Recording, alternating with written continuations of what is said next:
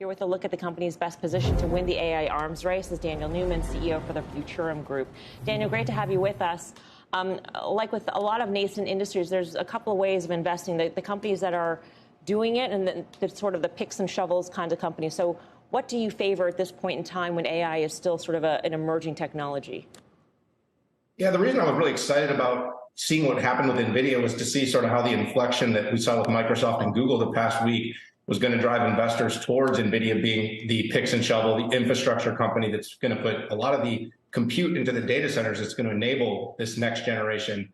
This arms race, we're going to see it move from being more this open internet, the open AI and ChatGPT, to data that resides proprietary inside of companies. So the enterprise applications and companies like IBM and ServiceNow that can build workflows and automations, as well as helping companies maximize that unique enterprise data to enable employees to talk to an application and build a new workflow, or to help a company build a new way to deliver a recommender engine to put the right product in front of the right person in a more contextual way. So we're just seeing the beginning, but I think there's a lot of enterprise applications that aren't really being considered as this is really being consumerized right now by search and by browser-based technologies from Bing. Sure. NVIDIA, you say, is the most important player in AI. They're actually selling GPUs that will enable AI to happen. But when you think about companies like Microsoft and Alphabet, which have gotten a lot of attention in recent weeks, do you think about them really as an AI company? Is AI really a reason why you are investing in these two companies? It just seems way too early, and it seems very, I don't know, you don't really know how it's going to impact their businesses, if it will in fact be a positive thing, and by how much when it comes to earnings. Well, I think it gives you an indication of what's possible. Microsoft did an investor call on the day that they announced the new ChatGPT 3.5, and they talked about how every 1% of search that the company is able to gain would yield like $2 billion in revenue. So you can see why Alphabet and Microsoft are fighting so hard for this search space.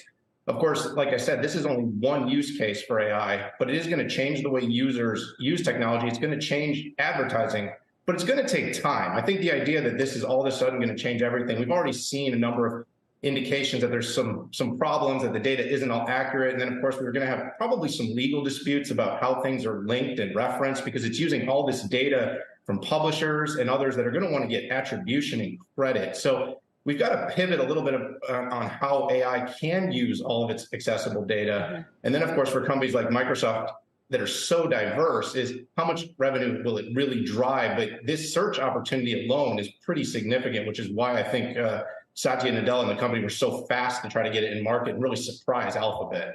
The launch of Bard, which really did seem botched, sparked a market cap loss for Alphabet that was sizable. And now, as we sort of peel back the layers of this, Daniel, we're learning that this can actually be a costly endeavor. Morgan Stanley was out with a report saying that a typical straightforward keyword search is about 1/5 of a cent, and that a ChatGPT style search query that would result in an answer of about 50 words on average would be 5 times the cost. So it would actually cost more in terms of the computing power. How do you think about that in terms of this period of time where we're early in this and we haven't reaped the efficiencies of scale yet? This is where that power and price performance is going to become so important to companies. And of course, investors have to look at, if this thing reaches mass adoption and utilization, you've got to figure out how do we make the compute less expensive so that margins increase. And then, of course, you also have every concern about ESG and carbon footprints. We know data centers are using something like 1% of the world's power. And so as we increase the training of all these models and then the utilization of these by consumers and businesses, we're going to be drawing out more power. So there's going to be an equation that has to be considered here. But this is where I mentioned companies like NVIDIA and ARM are building technologies. They're trying to drive up the power and up the performance, while lowering the power utilization to try to make them more efficient. But this is something that's going to have to continue to be worked on, because these models are only going to get bigger.